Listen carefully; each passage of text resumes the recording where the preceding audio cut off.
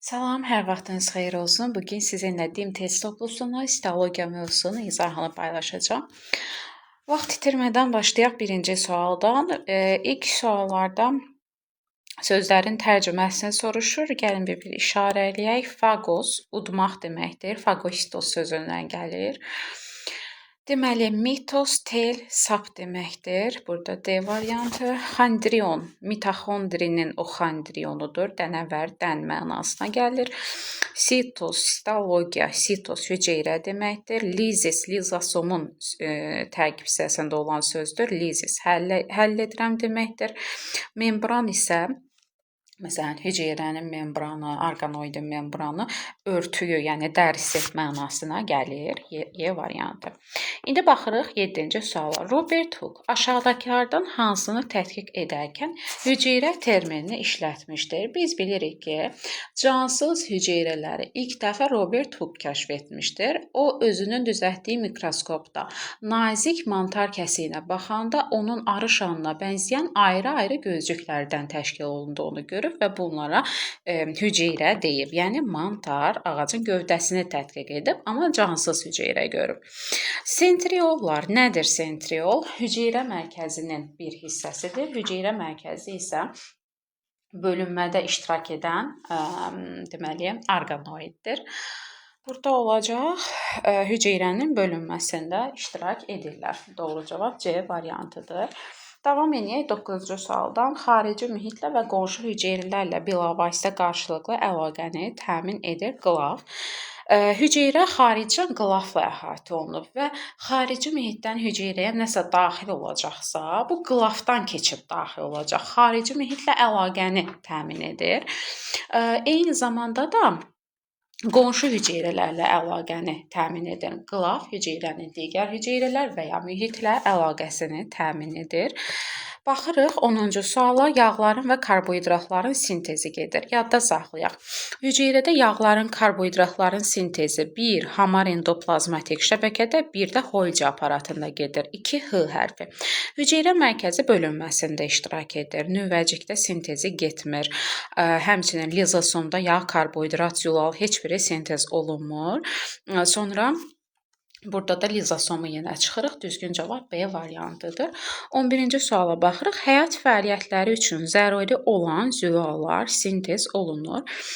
Baxın, biz bilirik, zülalların sintezi hüceyrədə gedir ribosomda. Məsələn, dənəvər endoplazmatik şəbəkədə ribosom var. Bu sualda onu soruşmur bizdən.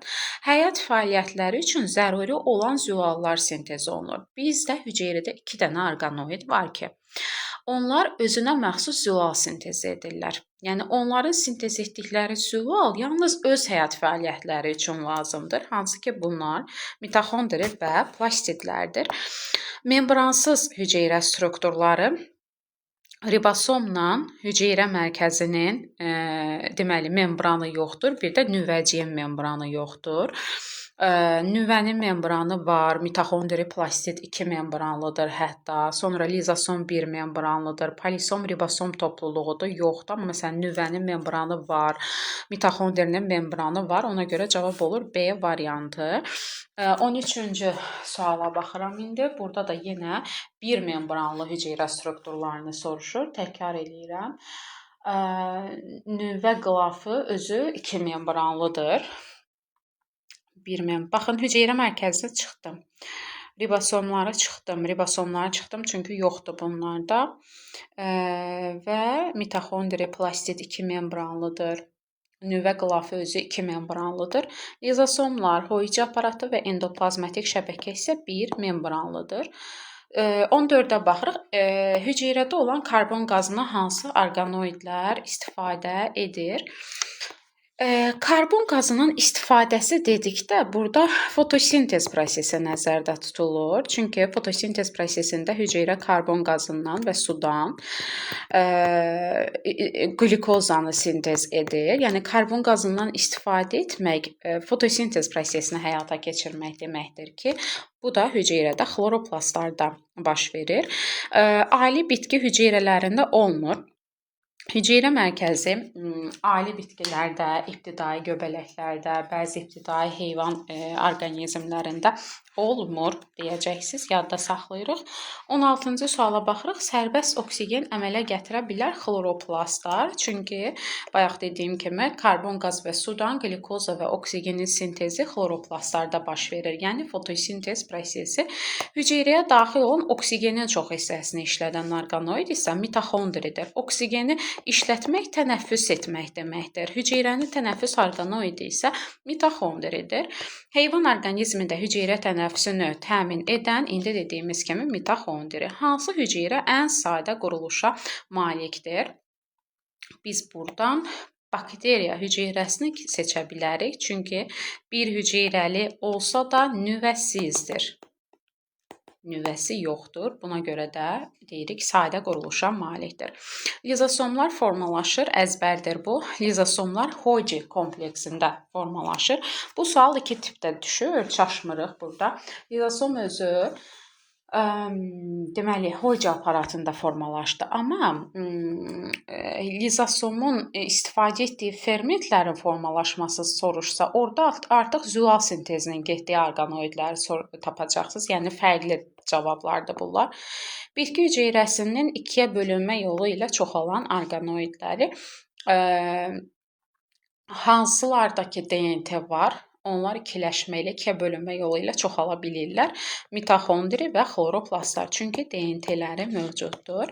Keçək 22-ci suala. Bitki hüceyrəsinin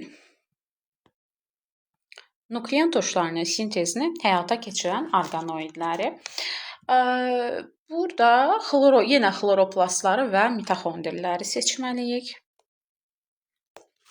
Nuklein turşlarının sintezi dedikdə biz bilirik ki, DNT, mRNA, mitoxondridə plastiddə var və məhz buna görə də bunlarda özünə məxsus züal sintezi gedə bilir. Çünki bir züal sintezi üçün lazım olan hər şey bu iki orqanoiddə var.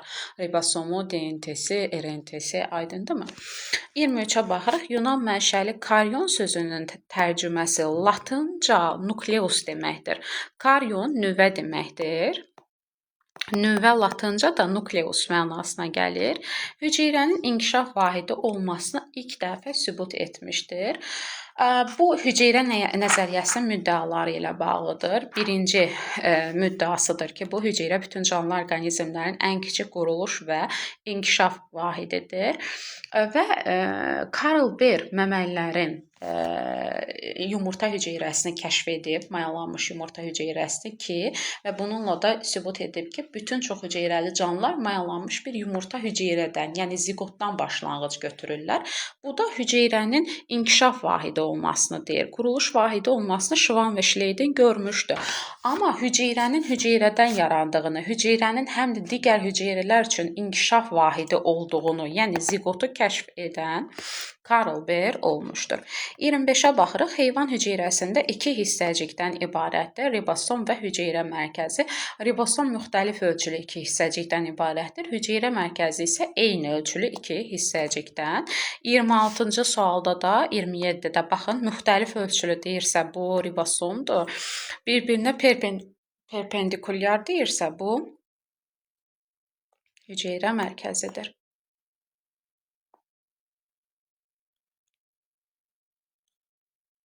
Aha. 28-ci suala baxırıq. Bütün canlı hüceyrələrdə olan strukturu soruşur. Bütün canlı hüceyrələrdə ribosom var. Ona görə ki, hətta deyirik, nüvəsiz, məsələn, bakteriyalarda da ribosom var. Çünki bütün hüceyrələrdə züal sintez olunmalıdır. Yəni, züalsız hüceyrə olmaz, orqanizm olmaz. Deməli, züal sintezi üçün də bütün hüceyrələrdə ribosom mütləqdir. 29-da deyir, hüceyrənin hansı orqanoidinin hesabına plazmatik membranın təzələnməsi baş verir. Bu da Hoji kompleksidir. Baxın, iki funksiyasını bayaqdan, hətta üçünü demişik. Plazmatik membranın təzələnməsidir, lizosomların formalaşmasıdır, yağ karbohidrat sintezidir. Bunlar Hoji kompleksində gedir. Dənəvər endoplazmatik şəbəkə üçün yanlışdır. Kanal və boşluqlarının membranında çoxlu miqdarda ribosomlara rast gəlinir. Tamamilə doğrudur. Hətta bu orqanoidə dənəvərlik verən də məhz ribosomlardır. Mitoxondri olan hüceyrələrdə təsadüf olunmur. Niyə ki? Hər ikisi membranlı orqanoiddir də. Bu da membranlıdır. Bu da membranlı orqanoiddir. İkisinə də mən eyni hüceyrədə rast gələ bilərəm. Bir membranlı olması doğrudur, zülal sintez etməsi doğrudur, çünki ribosomları var. Bakteriyalarda təsadüf olunmur deməsi də doğrudur, çünki bakteriyalar prokaryot orqanizmlərdir. Bunlarda nüvə və membran quruluşlu orqanoidlər olmur. Həm prokaryot, həm də evkaryotlara xasdır. Prokaryotu soruşduğuna görə mən burada nüvəni və membran quruluşlu orqanoidləri çıxaram. Mitoxondrini, plastidi, mitoxondrini, nüvəni çıxaram. DNT, RNT bakteriyada da var. Yəni hər ikisinə mən bakteriyada, hər iki nuklein turşusuna mən bakteriyada rast gəlirəm. 32-ci suala baxıram. Bitki hüceyrəsində karbohidratların sintezi və toplanması müvafiq olaraq baş verir. Karbohidrat sintezi deyəndə yadda saxlayın fotosintezi. Fotosintez baş verir xloroplastlarda. Ehtiyat halında toplanması isə baş verir leykoplastlarda. Xloroplastlarda fotosintez gedəcək, üzvü maddə olan karbohidrat, qlükoz əmələ gələcək. Leykoplastlarda isə ehtiyat halında saxlanılacaq. ATF sintez olunur mitoxondrilərdə. Mitoxondri bu hətta deyirik ki, güc elektrik stansiyasıdır. Çünki burada deməli ATF sintez olunur. ATF də hüceyrənin əsas enerji mənbəyidir. Qran Hoyce aparatını formalaşdığı yox. Qran bilirsiniz nədir? Xloroplastların Qran bilirsiniz nədir? Xloroplastlardakı o qırışlar var, deyirik ki, daxili membranları qırışlıdır. Həmin o qırışları qranlar əmələ gətirir. Xloroplastın belə quruluşuna baxanda üst-üstə yığılmış belə tilakoidlər görürük. Bunlar tilakoidlərdir. Üst-üstə yığılıb əmələ gətiriblər qranları. Xloroplastın daxili membranın yastılaşmış strukturudur. Bu krista da 35-də də kristanı soruşur. Krista da mitoxondriya aid olandır. Mitoxondrinin qırışı kristi, xloroplastın qırışı qrandır. Hüceyrənin ən qədim orqanoidlərindən biri, hüceyrənin ən qədim strukturu. Ən qədim dedikdə bakteriyaları götürürük. Çünki geoxronoloji cədvəldə də biz danışanda deyirik ki, bakteriyalar ən birinci yaranan canlılar olublar da, ən qədim aləm bakteriyalardır. Demək, bakteriyalarda olan orqanoidlər, strukturlar qədim hesab oluna bilər. Bakteriyada da var qamçı, bəzi bakteriyalarda qamçıya təsadüf olunur. Ən qədim strukturda deməli burada bakteriyanın xromosomu olduğuna görə xromosom götürə bilərik. Ribosom olsaydı, mənim gözüm ribosom axtardı, götürə bilərdik, çünki var bakteriyalarda. Hüceyrə daxili həzm prosesini həyata keçirən orqanoidin formalaşdığı bir membranlı orqanoid. Hüceyrə daxili həzm prosesini həyata keçirir lizosom. Lizis həll edirəm, soma bədən deməkdir. Lizosomun funksiyası hüceyrə daxili həzm prosesini həyata keçirməkdir. Məsələn, bir orqanın və yaxud orqanizmin bütövlükdə yox olmasını həyata keçirən nədir? Lizosom. Məsələn, çömçə quyruğun quyruğu yox oldu. Bunu lizosom həyata keçirir. Bu lizosomun formalaşdığı orqanoid isə Golgi kompleksidir. Bu əzbərdir. Karyon sözünün tərcüməsi bayaq dediyimiz kimi nüvə. Karyon və nukleus. Hər ikisi nüvə deməkdir. Nukleus burada da nüvə. Qeyd edilən orqanoidlərdən quruluşuna görə xloroplastlara daha çox oxşar olan mitoxondrilərdir. Çünki hər ikisi iki membranlıdır. Hər ikisinin xarici membranı hamar, daxili membranı qırışlıdır. Hər ikisinin maye mühiti var, yəni belə deyək. Sonra hər ikisi, hətta quruluş deyir deyə, məsələn, hər ikisində zülal sintezi olunur, özünə məxsus. Buna görə bunlar bir-birinə çox bənzəyirlər. Hamısı, hər ikisinin stromasında DNT var, RNT var, ribosom var, ATF var, fermentlər var, aydındırmı? 42-yə baxırıq, qeyd edilən, burada da mitoxondriya oxşar olanı soruşur xloroplast. Xloroplastla mitoxondri bir-birinə çox oxşuyur. Baxaq indi 43-cü suala. Xlorofilə canlıların neçə aləminin nümayəndələrində təsadüf edilir? Canlıları biz köhnə kitablarımıza görə 4 aləmə bölürük. Ümid edirəm yeni dərsliklərlə dərs keçən şagirdlər dinləmir bunu. 4 aləmimiz var. Bitki, bakteriyalar, göbələklər və heyvanlar. Bitkilərdə var təbii ki, xlorofil pigmenti, yaşıl bitkilər, bakteriyalar, yaşıl bakteriyalar, yadda qalsın deyə deyirəm, heyvanlar, məsələn, yaşıl evqliana var da hamısında. Amma göbələklərdə xlorofil pigmenti yoxdur. Göbələklər heç vaxt prodüsent olmurlar, heç vaxt fotosintez etmirlər, yalnız heterotrof yolla qidalanırlar. Onlarda bu xlorofil pigmenti yoxdur. Ona görə 3 aləm götürəcəksiniz.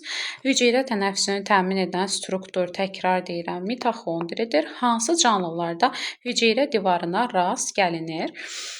Biri götürəcəyik, çünki parmeliya şibyədir. Məsələn, göbələklə yosunun simbiozu. Hər ikisində hüceyrə divarı var. Demək, parmeliyada hüceyrə divarı mövcuddur. İkincidə laminariya təbii ki, yenə götürürəm. Çünki laminariya yosundur. Bitkilərdə də yenə hüceyrə divarı mövcuddur. Bir dəqiqə.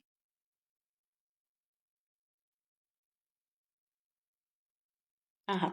Sonra siyanobakteriyalara baxırıq. Bakteriyalar yenə yaşıl yosunlar. Bunlar da hüceyrə divarıdır. Amöb heyvan olduğuna görə onda glikokaliksdir. Hüceyrə divarı deyil.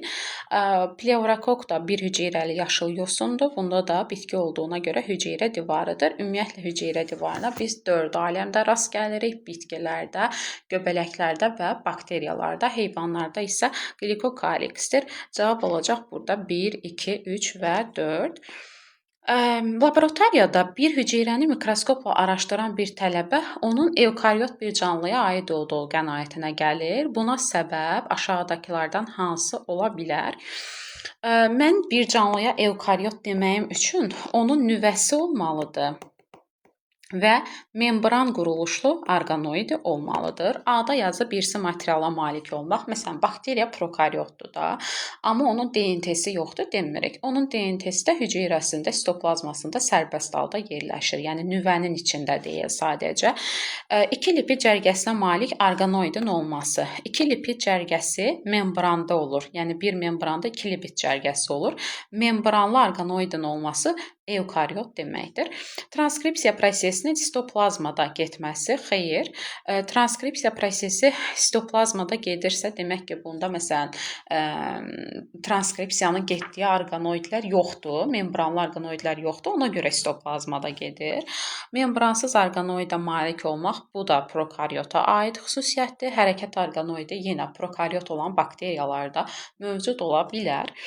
Bir hüceyrələrin yalnız bir qismində rast. Sitoplazma, plazmatik membran, ribosom və DNT bir hüceyrəli bitkidə də, bir hüceyrəli heyvanda da, bir hüceyrəli bakteriyada da, göbələkdə də ola bilər. Hüceyrə divarı isə yalnız bir hüceyrəli göbələklərdə, bir hüceyrəli bakteriyalarda və bitkilərdədir. Heyvanlarda isə, bir hüceyrəli heyvanlarda isə hüceyrə divarı deyil, glikokaliksdir. Anabolizm prosesini həyata keçirməyən hüceyrə orqanoidi. Anabolizm hüceyrədə gedən sintez reaksiyalarıdır ki, misal üçün deyirəm, ribosomda züal sintez olunur, mitoxondriyada zülal sintez olunur, ATF sintez olunur, Golgi kompleksində yağ karbohidrat sintez olunur, endoplazmatik şəbəkədə yenə zülal yağ karbohidrat növündən asılı olaraq sintez olunur. Lizosom isə hüceyrə daxili həzm prosesini həyata keçirən orqanoiddir. Yadda saxlayırsınız, həzm parçalanma deməkdir. Parçalanma da katabolizm reaksiyalarıdır, sintez deyildir. Cavab oldu Y variantı. 49-a baxırıq. Rəngli cisim nədən ibarətdir? Rəngli cisim xromosom deməkdir. Xroma rəng, soma bədən, cisim deməkdir. Xromosom da DNT və zülaldan təşkil olunmuşdur. Evkaryot hüceyrələrdə amin tuşlarının zülallarda ardıcıllığı haqqında məlumat əsasən hansı strukturlarda saxlanılır?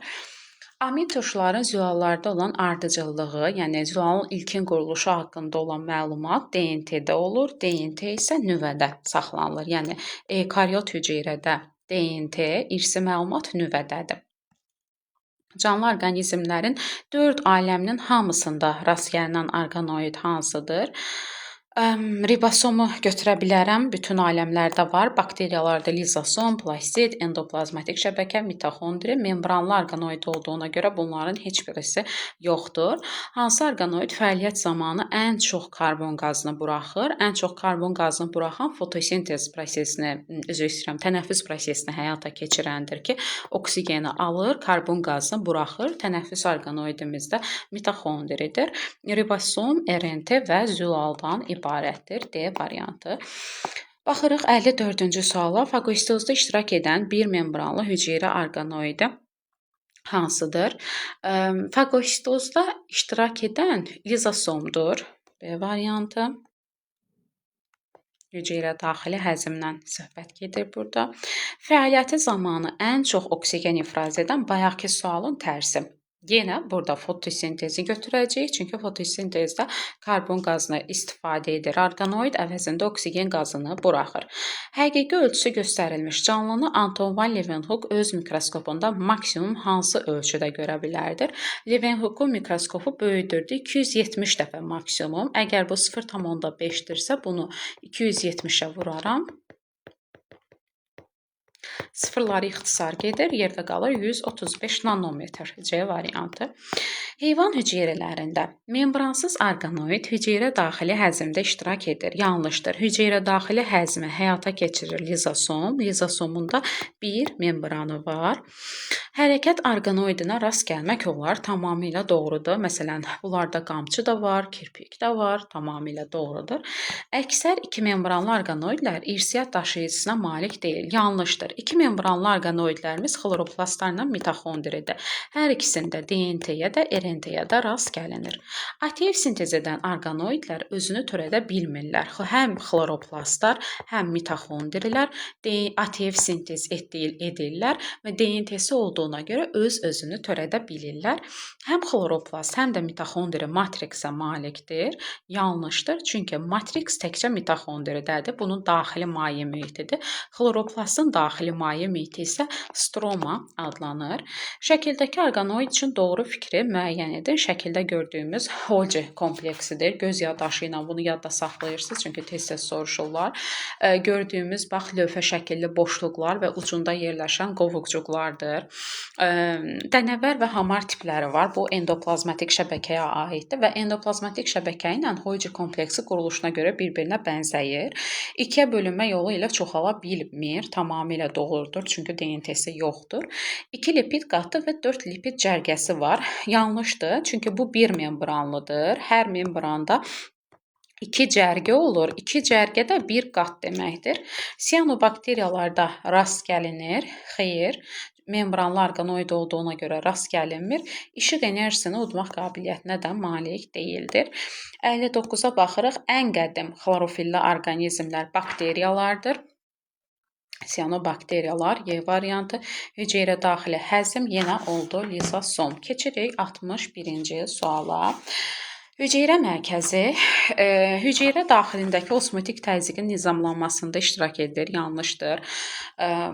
Maddələr mübadiləsini Deməli, maddələrin mübadiləsi məhsullarının ifrazını təmin edir. Hüceyrələrin tamamilə doğrudur. Hüceyrələrin çoxalmasında iştirak edir. Hüceyrə mərkəzi enerji əmələ gəlməsində iştirak edir. Maddələrin mübadiləsində iştirak edir. Xeyr. Yəni təhlil eləyək digərlərini. A variantında deyir ki, osmotik təzyiqin nizamlanması. Bunu vakuol tənzimləyir. B-də deyir, maddələr mübadiləsinin məhsullarının ifrazı, bu da vakuollardır, Golgi aparatıdır. Enerji mənbəyi D variantı mitoxondridir. Maddələrin mübadiləsi də hüceyrə mərkəzi deyil. Ona görə cavab C variantı. Fagositoz göstərilənlərdən hansı üçün səciyyəvidir? Fagositoz yalnız heyvan hüceyrələrinə xasdır. Hüceyrə nəzəriyyəsinin əsas müddəalarına aid edilə bilməz. İrsi dəyişikliklər xromosom və genlərə toxunur. İrsi dəyişiklik, irsiyyət və dəyişkənlik qanunlarında ola bilər genetikada, yəni hüceyrə nəzəriyyəsində belə bir qayda yoxdur. Hüceyrə bütün orqanizmlərin inkişafının və quruluşunun əsas vahididir. Tamamilə doğrudur. Birinci müddəasıdır hətta bu. İkincidə deyir ki, hüceyrələr bölünməklə çoxalır. Bu da üçüncü müddəasıdır. Doğrudur. Bütün çox hüceyrəli və bir hüceyrəli orqanizmlər oxşardır. İkinci müddəasıdır. İstənilən çox hüceyrəli orqanizmin inkişafı hüceyrədən başlayır. Bu da yenə hüceyrə nəzəriyyəsinə aiddir. Cavab olacaq A variantı. Aid ola bilməyəni istəyir bizdən. Bakteriyalar barəsində doğru olmayan mülahizə: bakteriya hüceyrəsi fermentlərin və bioloji fəal maddələrin zəngin dəstinə malikdir. Doğrudur. Bakteriya hüceyrəsində fermentlər də mövcuddur, bioloji fəal maddələr də mövcuddur. Bakteriyada sitoplazmaya möhkəm yapışan plazmatik membran vardır. Bəli, bakteriyanın xarici qılafı hüceyrə divarı, daxili qılafı sitoplazmaya möhkəm yapışan plazmatik membrandır. Bakteriyada DNT bir xromosomda yerləşir, halqa formasındadır. Bu da doğrudur. Halqa şəkilli DNT olur və xromosomu da 1-dir. Bakteriyada hüceyrə orqanoidlərinin bir çoxu yoxdur. Bəli, qamçıya təsadüf edə bilərik. Bakteriyalar cinsi yolla çox sürətlə çoxalır. Tamamilə yanlışdır. Bakteriyalar ikiyə bölünmək yolu ilə çoxalır. Qeyri-cinsi çoxalma formasıdır və yenə də sürətlidirmi? Bəli, sürətlidir. Birinci və ikinci terminlər arasında mövcud əlaqə tipinin üçüncü və dördüncü terminlər arasında saxlandığını nəzərə alaraq çatışmayan dördüncü termini müəyyən edin. Hüceyrə mərkəzi və bölünmə uyğunluğuna baxırıq. Hüceyrə mərkəzi qarşısında isə onun funksiyası verilir. Ribosomun funksiyası isə zülal sintezidir. Demək, burada olacaq Y variantı. 66 da buna oxşardır. Birinci və ikinci terminlər arasında əlaqəyə baxıb 3 və 4-ü tapıram. Mitoxondriya krist verib. Krist mitoxondrinin qırışıdır. Xloroplastın qırışı da adlanır qıran. Olacaq burada B variantı. 67-ci suala baxırıq. Eukaryot orqanizmdə həm transkripsiya, həm də transliyasiya prosesləri gedir.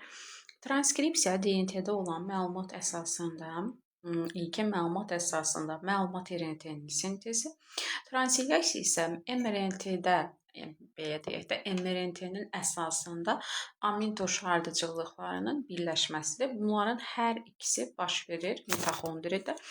Yəni zülal sintezinin hər iki mərhələsi transliyasiya və transkripsiya mitoxondrilərdə gedir. Bakteriyalar üçün verilən müddəalardan hansı doğrudur? Həyatın hüceyrəsiz formalarıdır. Yanlışdır. Bu viruslara aiddir. Nüvə pərdəsi, ribosom olmayan, yanlışdır. Yalnız başqa bir orqanizm hüceyrəsinə düşdükdə canlı xüsusiyyəti göstərən parazit orqanizmlər yenə viruslardır. Həlqəvi xromosoma, mitoxondri və ribosoma malik. Mitoxondriya malik deyil, çünki membranlı orqanoiddir. Plastidi, mitoxondrisi və formalaşmış nüvəsi olmayan bir hüceyrəli orqanizmdir. Tamamilə doğrudur. Bakteriyalar bir hüceyrəli olurlar. Plastid və mitoxondri yoxdur, çünki membranlı orqanoiddir və bakteriyalarda, prokaryot orqanizmlərdə membran quruluşlu orqanoidlər və nüvə olmur. Baxın, bayaq dediyim suala gəldik, çatdıq. Lizosomların həzmedici xüsusiyyətə malik olan fermentləri harada formalaşır? Cavabda Golgi kompleksi yoxdur, görsək çaşa bilərik. Yəni, lizosomun formalaşmasını soruşmur. Həzmedici xüsusiyyətə malik fermentlərinin formalaşmasını soruşur. Fermentlər zülaldır. Zülallar da sintez olunur. Deməli, dənəvər endoplazmatik şəbəkənin ribosomlarında. Prokaryotlarda ola bilər, bakteriyalarda lizosom ola bilməz, lizosom, mitoxondri, C variantı. Xlorofilli bakteriyalar var. Ribosom bütün canlı orqanizmlərdə var. DNT də həmçinin bakteriyalarda mövcuddur. Hüceyrədə olan karbon qazının çox hissəsini istifadə edən orqanoidlər təkrar sualdır. Üstündə dayanmıram. Golgi kompleksi haqqında verilmiş mülahizələrdən hansı səhvdir? Kanal və boşluqlarından lizosomlar formalaşır. Tamamilə doğrudur. Kanalcıqlarının ucunda qovuqcuqlar əmələ gəlir. Bəli. Bayaqki şəkildə görürük. Bax, kanalcıqlar və ucu hissəsində yerləşən qovuqcuqlar və plazmatik membranın təzələnməsində iştirak edir. Bəli, bu da onun digər bir funksiyasıdır. Yağ və karbohidrat sintez edir. Plazmatik membranın təzələnməsində iştirak edir. Bunda lizosomlar formalaşır. Membranın üzərində isə ribosomlar yerləşmir. Bu, dənəvər endoplazmatik şəbəkəyə aid olan xüsusiyyətdir. Dənəvər endoplazmatik şəbəkə üçün söylənilənlərdən hansı doğrudur? Mitoxondri olmayan hüceyrələrdə rast gəlinmir. Elə A variantı doğrudur. Mitoxondri olmayan hüceyrə, məsələn, götürək bakteriya, bunun həmçinin dənəvər endoplazmatik şəbəkəsi də yoxdur. Niyə? Təkrar deyirəm. Çünki bakteriya prokaryotdur və onda membran quruluşlu orqanoid yoxdur. Digər variantlara baxaq. Membranında 4 lipid cərgəsi var, səhvdir. Baxın, bir membranda bir membranda 2 cərgə olur. Qatı olaraq dedikdə bir qat olur. 4 lipid cərgəsi olması üçün gərək dənəvər endoplazmatik şəbəkə 2 membranlı olardı. Kanal və boşluqlarının membranında çoxlu miqdarda qranlara rast gəlinir. Qranlar da xloroplastlara aiddir. Burada lipid və karbohidrat sintezi gedir. Bu hamar endoplazmatik şəbəkəyə aid ola bilər və yaxud Golgiyə aid ola bilər. Prokaryotlarda rast gəlinir. Deməsi yanlışdır. Təkrar gedirik 74-cü suala. Mitoxondrilər üçün söylənənlərdən hansı doğrudur? Daxili membranın yassılaşmış strukturu qran adlanır. Yanlışdır. Kristlər adlanır. Qran xloroplastlara aiddir. Yalnız bitki orqanizmlərinin hüceyrəsində rast gəlinir. Xeyr, bu xloroplastlara aid xüsusiyyətdir. Xloroplastlar ali bitkilərdə olur. Membranlarında 2 lipid cərgəsi var. Xeyr. Nə dedim indicə? Dedim ki, hər membranda 2 lipid cərgəsi var. Mitoxondri 2 membranlı olduğuna görə hər membranında 2 lipid cərgəsi, ümumi 4 lipid cərgəsi var. Golgi kompleksi olan hüceyrələrdə rast gəlinir. Bu doğrudur. Eukaryot orqanizmlərdə həm Golgi kompleksi, həm mitoxondri ola bilər. Endoplazmatik şəbəkəsi olan hüceyrələrdə rast gəlinmir. Yanlışdır. Hər ikisi membranlıdır. Hər ikisi eukaryot bir hüceyrədə eyni anda rast gəlinə bilər. 75-ə baxırıq. Hüceyrənin canlının inkişaf vahidi olmasını sübut edir. Quruluş vahidi olmasını Şvan və Şleyden bildirmişdim. Bitki və heyvan hüceyrəsinin oxşar olmasına əsaslanaraq. İnkişaf vahidi olmasını isə Karl Beer məməlilərin yumurta hüceyrəsini, mayalanmış yumurta hüceyrəsini kəşf etdikdən sonra bildirir. Görüblər ki, mayalanmış yumurta hüceyrə olan zigot inkişaf edib hüceyrəyə yeni bir orqanizmə başlanğıc verir. Yəni hüceyrədən yaranır. Aydındırmı? Yəni hüceyrə həm də canlının inkişaf etdiyi vahiddir. Zigot bir hüceyrədir axı. İnsan hüceyrədən inkişaf etdi. Demək, hüceyrə canlının inkişaf vahididir. 76-ya baxırıq. Hüceyrə orqanizmin inkişaf vahididir. Ona görə ki, təkrar sualdır. Mayalanmış yumurta hüceyrə olan zigot inkişaf edib yeni bir orqanizmə başlanğıc verir. Bütün canlılar vahid mənşəyə malikdirlər. Ona görə ki, bunların hüceyrələri, yəni bütün canlıların hüceyrələri quruluşuna və kimyəvi tərkibinə görə bir-birinə çox oxşayırlar. Bu da hüceyrə nəzəriyyəsinin ikinci müddəasıdır ki, bütün bir hüceyrəli və çox hüceyrəli orqanizmlərin hüceyrələri quruluşuna, kimyəvi tərkibinə, həyat fəaliyyətinə, maddələrin mübadiləsinin gedişinə görə oxşardır. B variantı olacaq burada da. 78-ci suala baxıram. Bakteriya hüceyrəsində ribosom, DNT və RNT yerləşir. Nüvə yoxdur. Mitoxondri, bax gördüyümü çıxıram, plastid yoxdur, lizosom yoxdur. Hər üçü sərbəst halda sitoplazmada yerləşir. Ribosom zaten eukaryot orqanizmlərdə də sərbəst halda sitoplazmada yerləşir. Amma əlavə olaraq, məsələn, dənəvər endoplazmatik şəbəkədə, mitoxondri plastiddə ola bilər. Amma yoxdur axı heç birisi. Ona görə üçü də sitoplazmada yerləşir. 79-a baxıram. Göbələk hüceyrələrində ribosom və DNT harda yerləşir? Göbələk hüceyrəsi eukaryotdur. Baxaq. Ribosom deyil, lizosomda yerləşir. Yanlış deyir. Amma DNT mitoxondri və plastiddə ola bilər. Ribosom xloroplastlarda tamam. DNT isə nüvədə və plastidlərdə.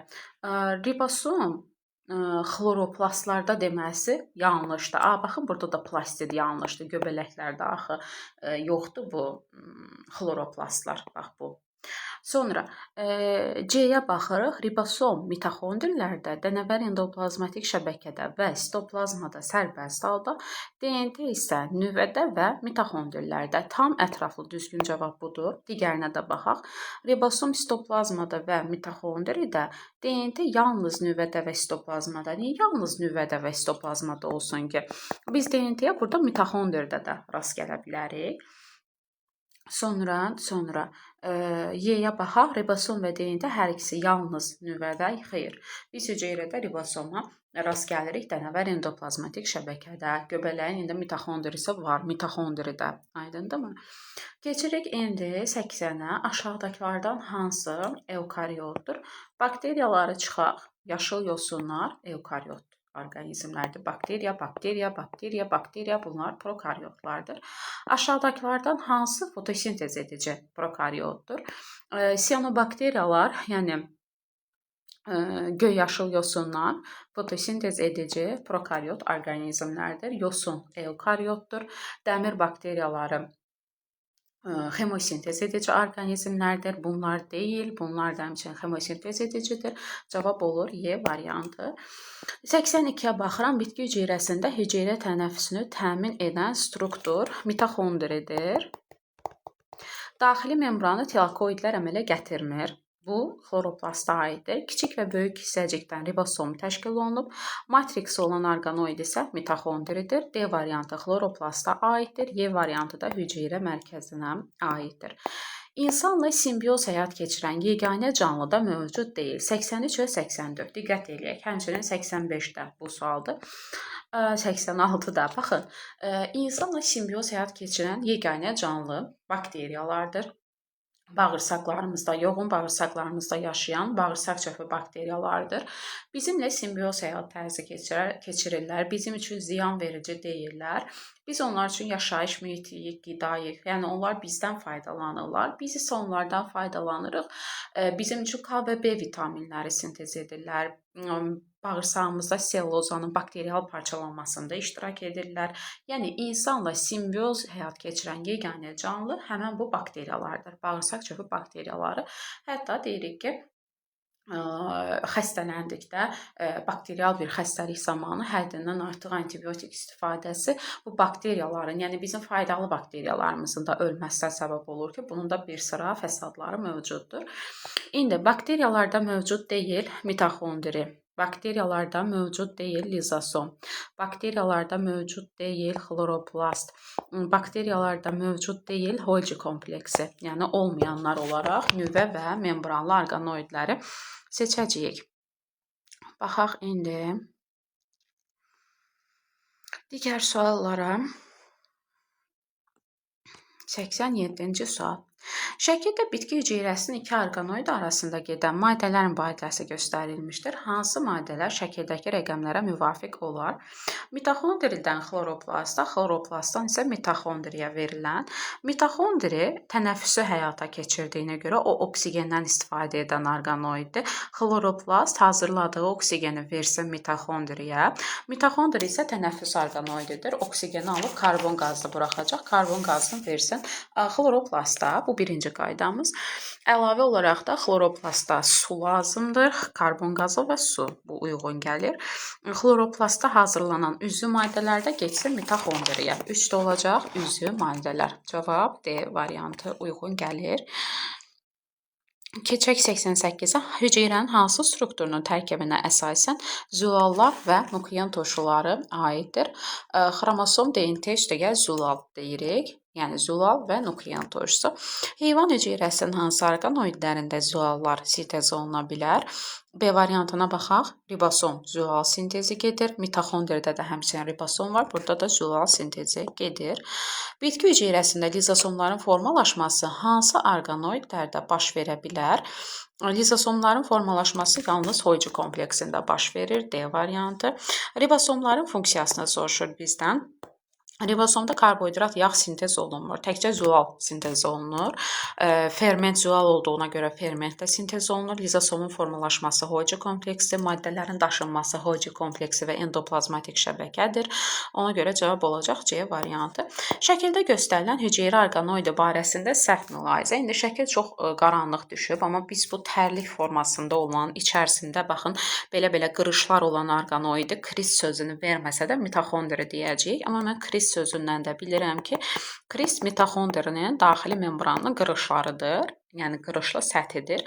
İndi səhv mülahizəni soruşur. 2-yə bölünmə yolu ilə çoxalır. Düzdür. Çünki DNT-si var. 2 membranlıdır. Düzdür. Daxili maye mühiti stroma deyil, matriks adlanır. Səhv cavab budur. D variantında deyir ki, hüceyrə tənəffüsünü təmin edir. Hüceyrəni enerji ilə 93-cü suala baxırıq. Yaşıl bitki hüceyrəsinin neçə müxtəlif strukturunda ribosomun hissəcikləri formalaşır? Nüvə, mitoxondri və plastidlər. B variantı olacaq burada. 3 strukturunda açar sözlərdən istifadə edərək mətni ardıcıllıqla tamamlayın. 2 membranlı olub, ona evkaryot orqanizmlərdə rast gəlinir. Ya burada xloroplastdır, ya da mitoxondridir. Bu hüceyrə orqanoidində həm nöqtə-nöqtə, həm də nöqtə-nöqtə prosesi gedir və burada oksigenin qatılığı azdır. Oksigenin qatılığı azdır. Demək, oksigendən deməli bu orqanoid istifadə edir. Demək ki, burada söhbət gedir mitoxondridən. Mitoxondri oksigendən istifadə edir, tənəffüs prosesini həyata keçirir. Burada oksigenin miqdarı azdır. Mitoxondri 2 membranlı olub, ona evkaryot orqanizmlərdə rast gəlinir. Burada həm transkripsiya, həm də transliyasiya prosesi gedir. Transkripsiya üzünün köçürülməsi deməkdir. Transkripsiya, ötürülmə isə transliyasiya deməkdir. Yəni 3 və 4 prosesləri mitoxondridə gedir. Oksigenin qatılığı azdır. Oksigeni aldı, karbon qazını buraxdı. Karbon qazının qatılığı isə çox olur. Cavab olacaq 2, 3, 4 və 6. Mitoxondri üçün verilən fikirlərdən hansı və ya hansıları başqa hüceyrə Video dayandı. Mitoxondri üçün verilən fikirlərdən hansı və ya hansıları başqa hüceyrə orqanoidlərinə aid oluna bilməz? 2 membranlıdır. Biz bunu aid edə bilərik həmçinin xloroplastlara. Yəni plastidlər də 2 membranlıdır. DNT və RNT-yə malik olmasında mən aid edə bilərəm xloroplastlara. Hüceyrə tənəffüsü təkcə mitoxondriyə aiddir. Başqa hüceyrə orqanoidinə deyə bilmərəm. Transliyasiya prosesi niyə ki? Transkripsiyada, transliyasiyada hər ikisi gedə bilir mitoxondridə, plastidlərdə. Yəni hər ikisi də baş verə bilər transliyasiya. H müsbət protonları daxili membranın daxilinə keçir. Burada H müsbət protonları daxili membranın daxilinə keçməsi oksigenli mərhələyə aid olandır. Energetik mübadilələrin oksigenli mərhələsi bu da təkcə mitoxondridə gedir. Yəni tənəffüs prosesi zamanı 3 və 5 olacaq. Təkcə mitoxondriyə aiddir. Xloroplastın da membranlarında potensiallar fərqi yaranır fotosintez prosesi zamanı. Bu zaman H müsbət protonları daxili membranın xaricinə çıxır. Energetik mübadilənin oksigenli mərhələsində isə H müsbət və oksigen mənfi. Bu zaman H müsbət xaricdə olur, keçir daxili membranın xaricinə. Potensiallar fərqi yaranan zaman. 96-ya baxırıq. Verilənlərdən neçə xüsusiyyət şəkildəki orqanoidlər üçün ortaqdır? Hər ikisinin ribosomu var, hər ikisinin DNT və RNT-si var. Matrix təkcə mitoxondriyə aiddir. 4 lipid cərgəsi heç birinə. Çünki hər ikisi 2 membranlıdır və 4 lipid cərgəsi var. 2 xüsusiyyət olmalıdır cavabda. 97-ci suala baxıram. Şəkildə bir hüceyrədə rast gəlinən müxtəlif orqanoidlərin funksiyaları hərflərlə işarə olunmuşdur. Deməli, şəkillər nədir? Qaranlıq düşsə də bu xloroplastı göstərir bizə. Burada mitoxondrini göstərir. Burada Golgi aparatını göstərir. Burada isə ribosomu göstərir. İndi funksiyalara baxırıq. T orqanoidi öz funksiyasını X və Y orqanoidinin daxilində yerinə yetirə bilər. Tamamilə doğrudur.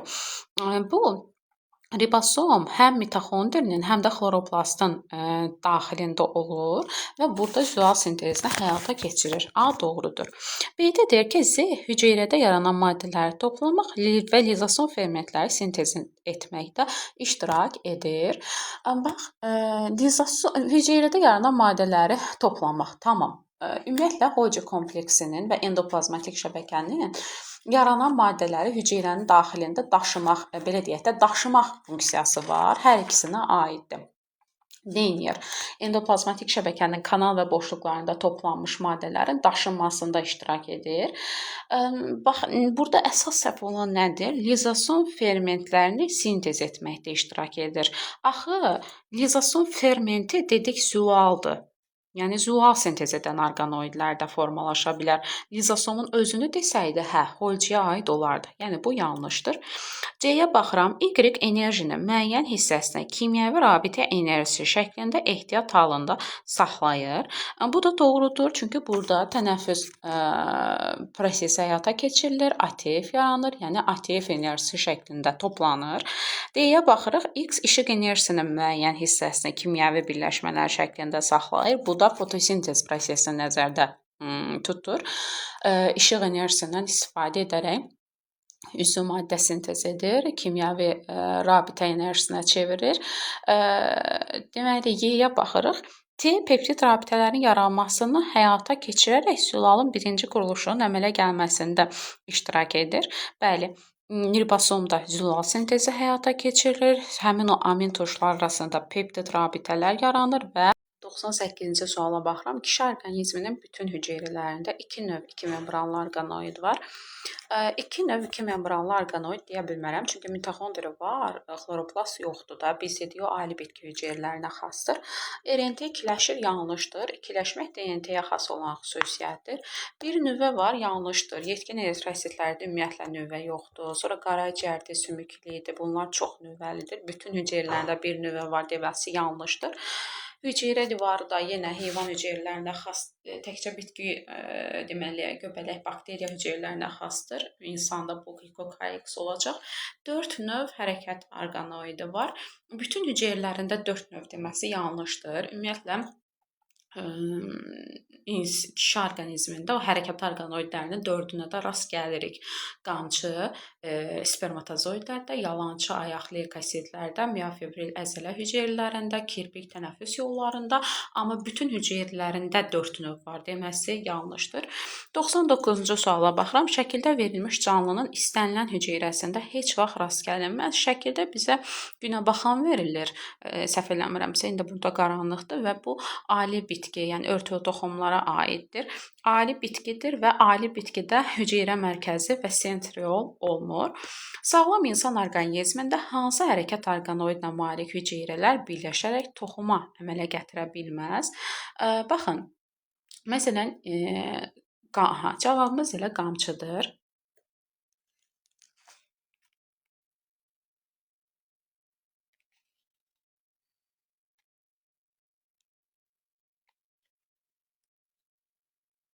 İşarələnmir ekran. Qamçıdır cavabımız. Nəyə görə? Bax, qamçıya biz yalnız kişinin spermatozoidində rast gəlirik də və cinsiyyət hüceyrələri birləşərək toxuma əmələ gətirmirlər. Yəni bunlar sərbəst şəkildə, tək şəkildə fəaliyyət göstərən hüceyrələrdir. Birləşib toxuma əmələ gətirmirlər. Bax, miofibril. Miofibril yerləşir əzələ hüceyrələrində. Əzələ hüceyrələri birləşib əzələ toxumasına əmələ gətirirlər. Kirpikli hüceyrələr məsələn tənəffüs yollarının epitelisində olur, daxili səthində əmələ gətirirlər epiteli toxumasını. Miofibril yenə həmçinin, aydındırmı? Cavab olacaq A variantı. 101-ə baxıram. Verilən qrafikə əsasən işarələnmiş orqanoidləri membranlardakı lipid cərgəsinin sayına müvafiq olaraq soldan sağa düzgün ardıcıllıqla müəyyən edin. A-da 4 lipid cərgəsi var. Demək ki, A 2 membranlı orqanoiddir. B-də 2 lipid cərgəsi var. Demək ki, bu 1 membranlı orqanoiddir. C-də isə 0 lipid cərgəsi var. Demək, bu membransızdır. D-də də 2 lipid cərgəsi 1 membranlı orqanoid olmalıdır. Y-də 4 lipid cərgəsi demək 2 membranlı orqanoid olmalıdır. 2 membranlılara mən D variantını çıxıram, çünki ribosom 2 membranlı deyil. 1 membranlılardan da yenə burada Y variantında ribosomu çıxıram, membransızdır. C olmalıdır, yəni 3-cü membransız olmalıdır. Baxın, A variantında lizosom membranlıdır. B və C arasında qalmışıq. Baxırıq, xloroplast Golgi kompleksi. Xloroplast 2 membranlıdır. Demək, B də səhvdir, olacaq C variantı. Xloroplast, xromoplast, yəni A və Y 2 membranlıdır. B və D, yəni lizosom və Golgi kompleksi 1 membranlıdır, ribosom isə membransızdır. Sxemdə X və Y-i nəzərə alaraq nömrələnmiş orqanoidləri müəyyən edin. Nəyi soruşur bizdən? 1 və 2 hər ikisi membran quruluşuna malikdir. Baxın, X burada 1 və 2 üçün ortaq xüsusiyyətdir. Hər ikisi membran quruluşuna malik olmalıdır. 2 və 3 isə hər ikisi üzüm maddə sintez etməlidir və fotosintez edən yaşıl bitki hüceyrəsinə aid olmalıdır. Mən demək 1 və 2-dən membransız olanı çıxa bilərəm. C, D, getdi. Çünki membranı yoxdur və Üzvü maddə sintez etməsinə görə də baxın Y2 və 3 hər ikisi üzvü maddə sintez etməlidirlər. Hüceyrə mərkəzi üzvü maddə sintez etmir. B-ni də çıxdım. Lizosom da üzvü maddə sintez etmir. 3-ü də çıxdım. Cavabım oldu Y variantı. 1 və 2 lizosom və xloroplast membran quruluşuna malikdir. Doğrudur. Lizosom 1 membranlı, xloroplast 2 membranlıdır. 2 və 3-ün ortaq xüsusiyyəti isə hər ikisinin üzvü maddə sintez etməsi. Bəli, hər ikisində zülal sintez olunur. Xloroplastlarda həmçinin fotosintez nəticəsində karbohidrat da sintez olunur. 103-ə baxıram. Verilənlərdən hansı A və B-də olub, C-də rast gəlinmir? A-da bakteriya görürük, B-də Volvox görürük, yəni heyvan hüceyrəsi, C-də isə tütün mozaikası virusunu görürük və qeyd edək ki, bu RNT tərkibli bir virusdur. Bu Volvoxdur, heyvan hüceyrəsidir, A isə bakteriyadır. A və B-də olmalıdır seçəcəyimiz şey, C-də isə olmamalıdır. Nüvə A-da yoxdur, ümumiyyətlə bakteriyalarda nüvə olmur. RNT, niyə ki? Tütün mozaikası özü RNT tərkiblidir zaten. Zülal C-də rast gəlinir, çünki bunlarda kapsid zülal örtük olur. Kirpik də A və B-də hər ikisində görürsünüz ki, qamçı var, kirpik demirik. Cavab olacaq burada DNT, çünki bakteriyalarda və Volvox heyvan hüceyrəsində DNT-yə rast gəlinir. Viruslarda isə ya DNT, ya RNT. Tütün mozaikası RNT tərkibli virus olduğuna görə bunda RNT var. DNT isə olmayacaq. 104-cü suala baxıram. Hərəkət orqanoidinə malik istənilən bir hüceyrəli canlıda verilənlərdən hansına rast gəlinir? Hərəkət orqanoidinə malik bir hüceyrəli canlı, məsələn, qamçılı bakteriyanı da nəzərdə tuta bilərik. Amma əlavə olaraq bir hüceyrəli, məsələn, yosunları, bir hüceyrəli heyvanları da nəzərdə tuta bilərik, hansının ki, hərəkət orqanoidi var. Məsələn, Chlamydia monadanın qamçısı var, bir hüceyrəli bitkidir. Yaşıl evqiliyanın qamçısı var, Volvox qamçısı var, heyvandır. Deməli, mən heyvan, bitki, həmçinin bakteriyanı nəzərə almalıyam. Ribosom hər üçündə var. Lizosom bakteriyada yoxdur. Plazmatik membran hər üçündə var. Mitoxondri bakteriyada yoxdur. Hüceyrə mərkəzi ümumiyyətlə adı nədir? Bakteriyalarda yoxdur, ali bitkilərdə yoxdur, götürməyəcəm. Hüceyrə divarı da həmçinin heyvanlarda rast gəlinmir deyə götürməyəcəm. Cavab olacaq 1 və 3. 105-ə baxıram. Dənəvər teldə həm üzünü köçürmə, həm də ötürülmə proseslərinin getdiyini söyləmək olarmı? Dənəvər tel dedikdə mitoxondri nəzərdə tutulur. Mitos tel sap deməkdir. Xondrion da dənəvər deməkdir. Yəni dənəvər tel mitoxondri mənasına gəlir. Həm üzünü köçürmə, həm də ötürülmə prosesinin getməsi. Yəni demək istəyir burada həm transkripsiya, həm transilyasiya gedir. Bəli, hər ikisi gedir. Çünki burada həm DNT və RNT, yəni hər növ polinukleotid, həmçinin də ribosom var. Deməli, burada zülal sintezinin hər iki mərhələsi gedə bilər. Sxemdəki orqanoidi müəyyənləşdirib doğru variantı təyin edin. Şəkildə mitoxondri görürsünüz. Bura stroma aid deyil, stroma xloroplastlara aiddir. Transilyasiya və transkripsiya prosesinin hər ikisi gedir. Həmçinin DNT, RNT-si də var. A, C və D plus olmalıdır, B isə minus, yəni Y variantı. 107-yə baxıram. Eylerveyn diaqramına əsasən uyğunluğu müəyyən edin. Xlorofil pigmentinə malikdir xloroplastlar, qran tilakoidlərinin membranlarında yerləşir. 2 membranlı quruluşa malikdir. Hər ikisi 2 membranlıdır. Hüceyrə tənəffüsünü təmin edir mitoxondri. ATF sintez olunur hər ikisində. Daxili membranı qranları əmələ gətirir. Xloroplast DNT-yə malikdir hər ikisi. 1-də olacaq 1, 5, 2-də 3, 3-də isə 2, 4, 6. Gedək görək uyğun variant hansıdır? 2-də 3, Y variantı olacaq. İndi isə 108-ə baxırıq. Yenə Eylerveyn diaqramı verib bizə xloroplast və mitoxondriya aid olanları seçməliyik. İşıqda oksigen qazını əmələ gətirir xloroplast, karbon qazı və sudan glikoza və oksigen əmələ gətirir fotosintez nəticəsində. Hər ikisi 2-yə bölünməklə çoxalır, çünki hər ikisinin DNT-si var. Hər ikisi hüceyrə tənəffüsünü təmin edən təkcə mitoxondridir. Daxili membranlı qırılışlıdır. Hər ikisinə aiddir. Xloroplastınki kristlərdir. Bu 5 bura getdi. Ribosoma malikdir hər ikisi. 1-də olacaq 1, 2-də 3, 5, 3-də isə 2, 4, 6. Yenə Y variantı.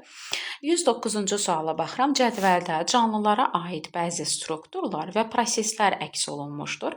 X hansı aləmin bir hüceyrəli nümayəndəsi olsa, onu bütün işarələnmiş kəsişmələrə yazmaq olar.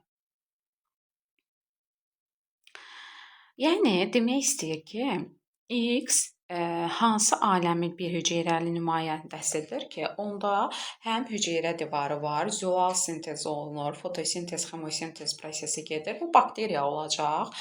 Çünki xemosintez edici canlılar bakteriyalardır. Fotosintezdə edən fotosintez edici bakteriyalar da mövcuddur. Bakteriyalarda plazmatik membran var. Xarici qılafı da hüceyrə divarı adlanır. Yəni bakteriyalar tam uyğun gəlir.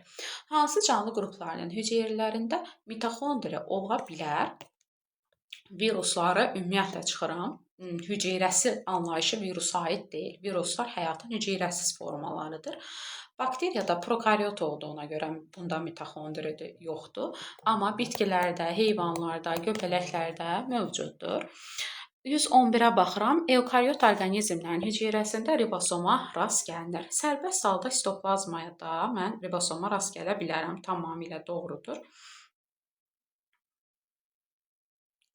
Lizosomda ribosom yoxdur. Plastid və mitoxondrilərdə mövcuddur. Dənəvər endoplazmatik şəbəkənin membranında mövcuddur ki, buna dənəvərlik verən məhz ribosomdur. Hamarda isə yoxdur. Cavab olacaq 1, 3, 4 və 5. Baxıram 112-yə.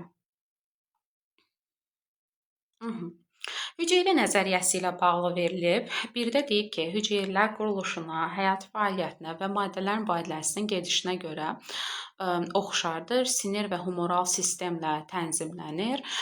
Sinir tənzimi yoxdur göbələklərdə. 2-ni götürməyəcəm. Hüceyrə canlı orqanizmin ən kiçik quruluş və inkişaf vahididir. Doğrudur. Hər bir yeni hüceyrə qeyri-hüceyrəvi quruluşda olan maddədən yox. Virxov bunu sübut edib ki, hüceyrəvi quruluşda maddədən, yəni ana hüceyrədən bölünmə yolu ilə yaranır. Cavab olacaq 1 və 3. 113-ə baxıram. Şəkildəki orqanoidin xüsusiyyətləri hansıdır? Şəkildə mitoxondrini gördük. Qırışları kristlər adlanır. Doğrudur. Monosaxaridlərin sintezində iştirak etmir. Çünki burada karbohidrat sintez olunmur. Züal sintez olunur. Tamamilə doğrudur. Həm prokaryot, həm eukaryotlarda rast gəlinmir. Çünki prokaryotlarda bakteriya yoxdur. Xarici membranın hüceyrə divarıdır. Bu da yanlışdır. Hüceyrə divarı hüceyrənin xarici membranıdır. Orqanoidin yox. 2-yə bölünmə yolu ilə çoxala bilir. Bəli, çünki DNT-si var. Struktur komponenti tilakoiddir. Yanlışdır. Bu xloroplasta aiddir. Ribosomları və DNT-si var. Bəli, hətta RNT-si də var. Düzgün oldu 1, 3, 6 və 8.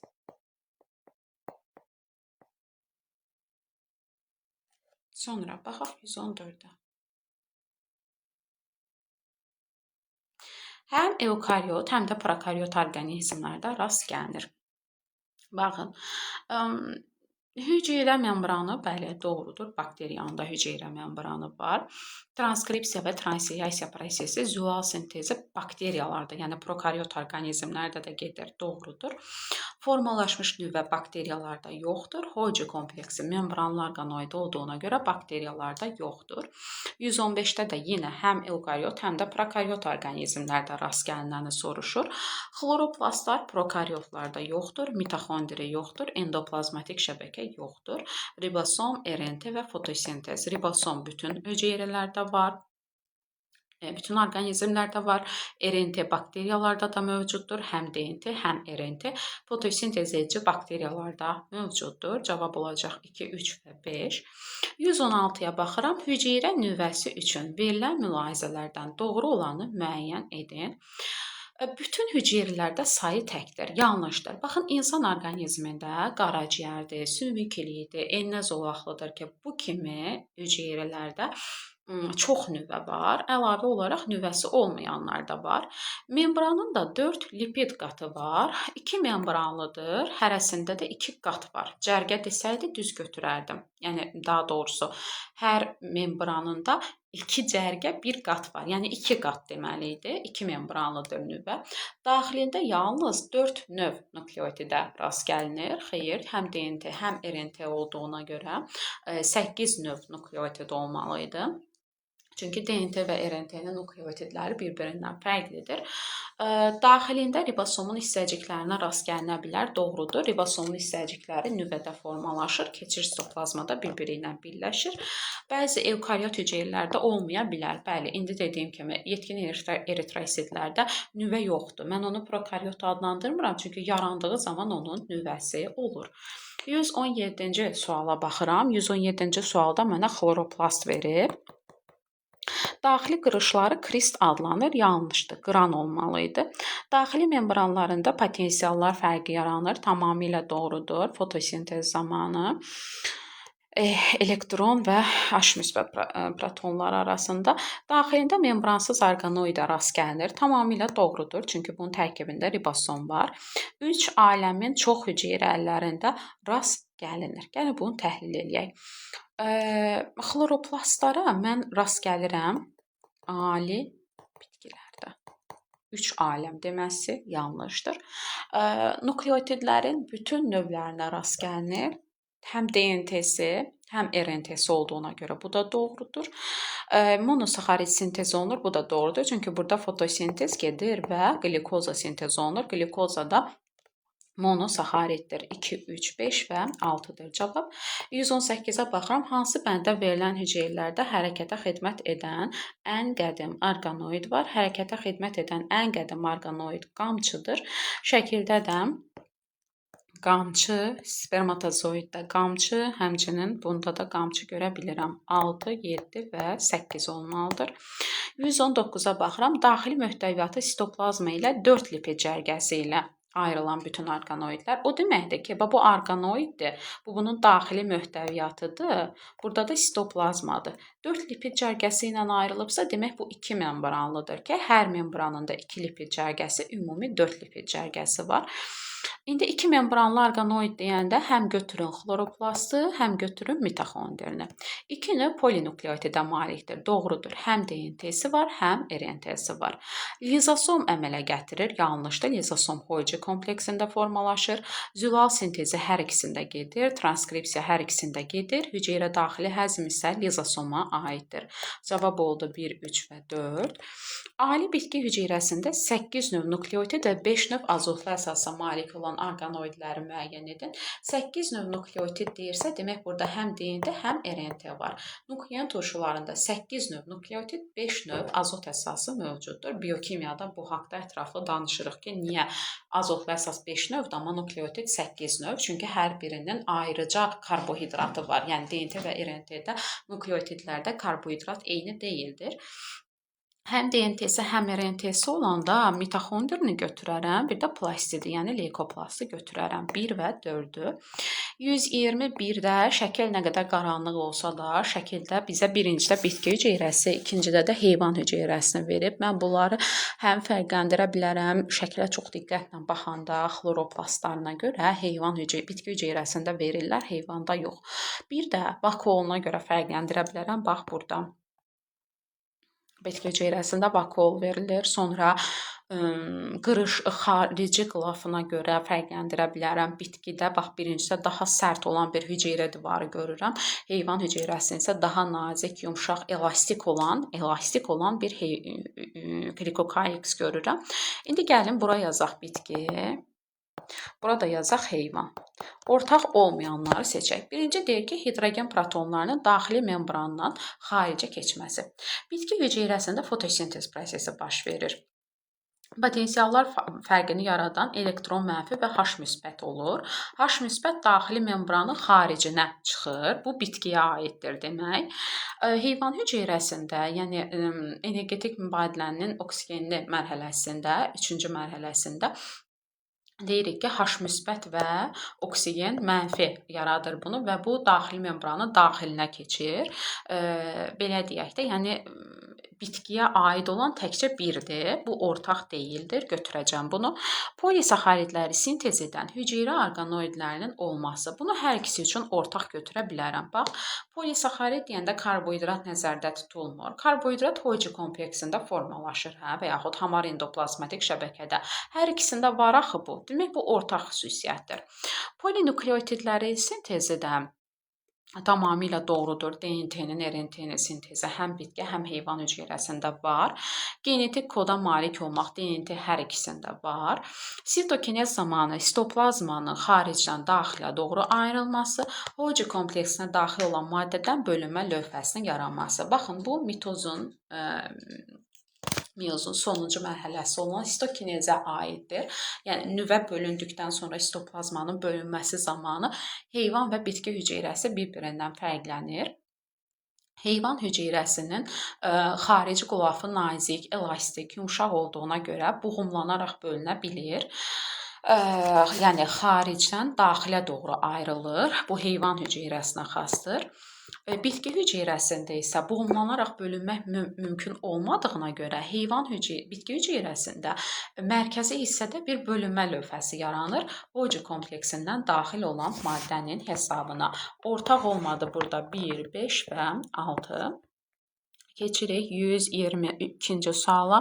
Mitoxondri membranlarındakı lipid cərgələrinin sayı, endoplazmatik şəbəkənin növ sayı.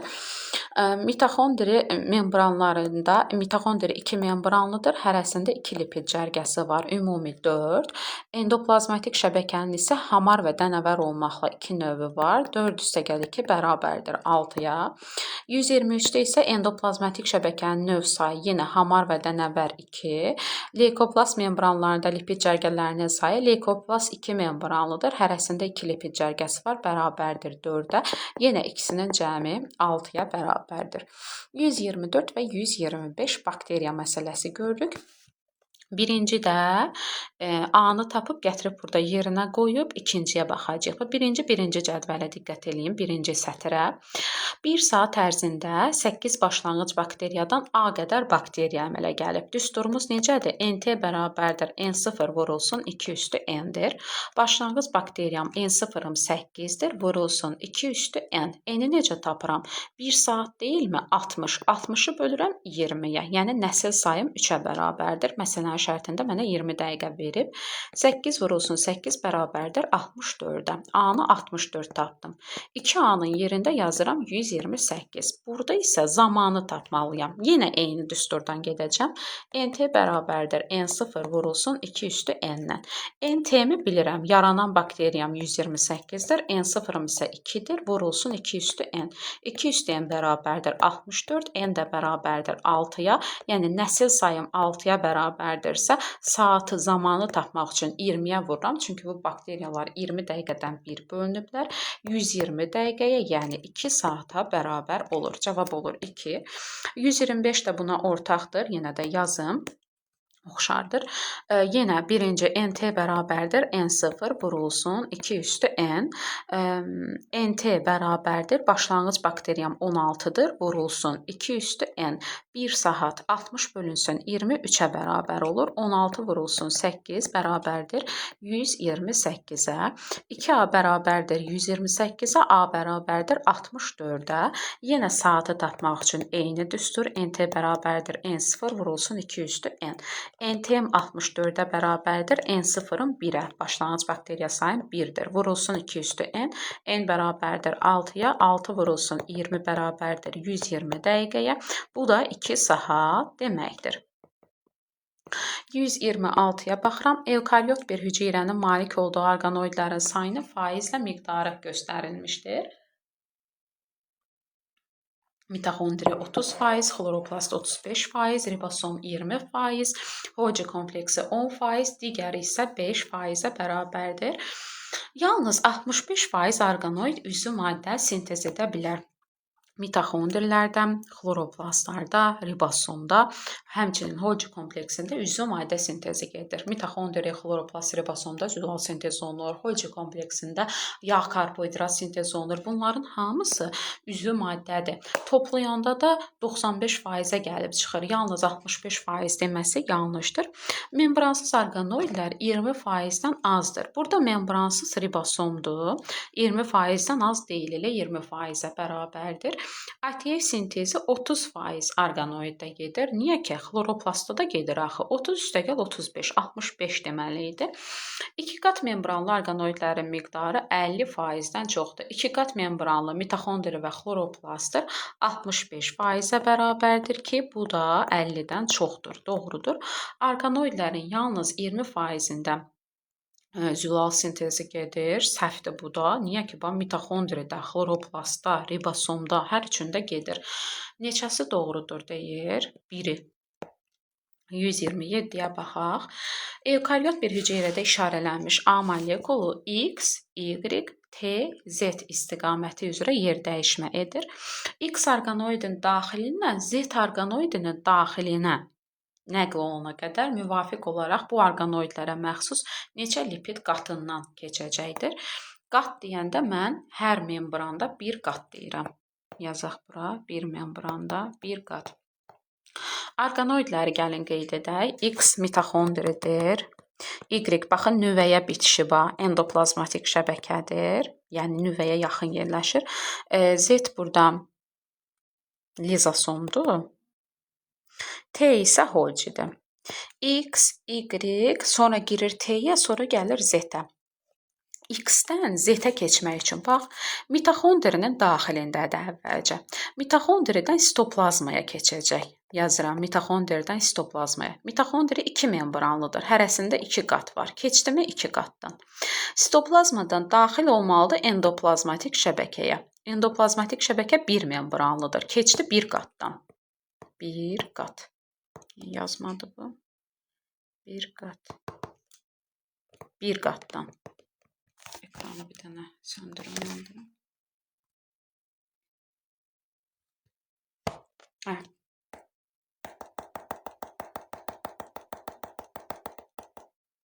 Burada 1 qatdan keçəcək.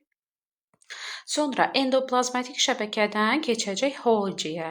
Yox, gəlin burada nəyə diqqət eləməliyik? Sitoplazmadan ki, endoplazmatik şəbəkəyə daxil oldu, keçdi 1 qatdan. Endoplazmatik şəbəkədən, yəni Y-dən bir də T-yə keçəndə Golgi aparatına keçmək üçün. Axı, bu endoplazmatik şəbəkədən çıxmalıdır. Yenə 1 qatdan çıxacaq. T-yə, yəni Golgiyə daxil olanda yenə 1 qatdan içərisinə daxil olacaq. Golgidən çıxacaq 1 qat, gedib lizosoma daxil olacaq. Bu da digər qat. Çünki lizosomda 1 qatlıdır. Aydındırmı?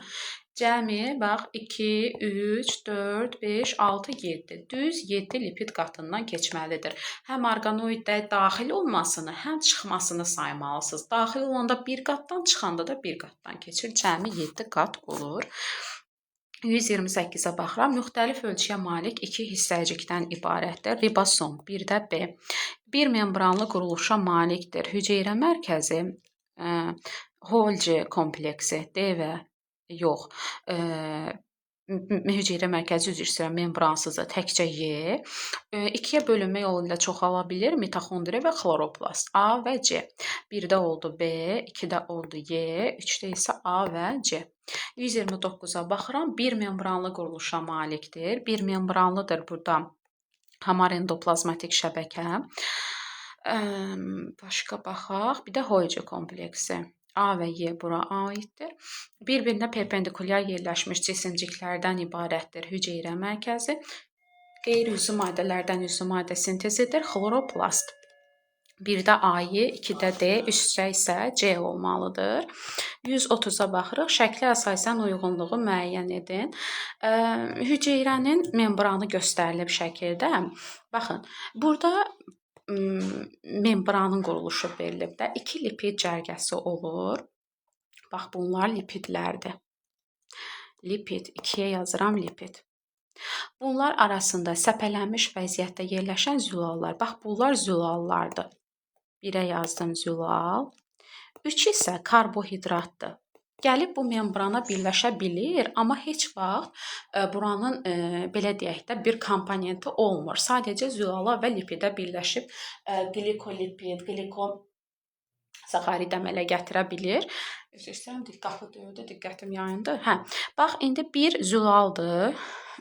Polipeptiddir deyəcəyik birə. Həmçinin zülal transliyasiya nəticəsində yaranıb. D də bura uyğun gəlir. Lipid biopolimer deyil, B aid olacaq 2-yə. Son olaraq karbohidratı soruşur. Karbohidrat da polisaxariddir. 1-də olacaq C və D, 2-də olacaq B, 3-də isə A. 131 və 32 son 2 sual sadədən mürəkkəbə doğru yerləşmə ardıcıllığını istəyir.